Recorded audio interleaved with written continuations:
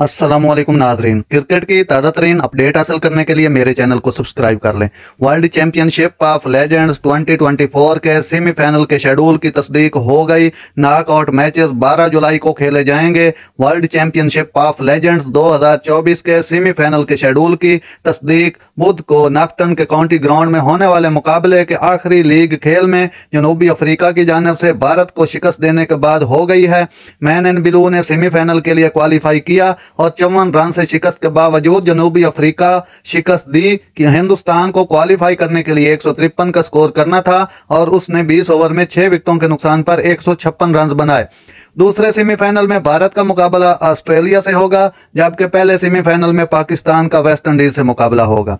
याद रहे कि ऑस्ट्रेलिया ने वेस्ट इंडीज को 55 रन से शिकस्त देकर पॉइंट टेबल पर सर फहरिस्त है। ऑस्ट्रेलिया की वजह से आगे बढ़ा नेट रन रेट। दोनों फरीकों ने 5 लीग मैचों के बाद 8-8 पॉइंट हासिल किए।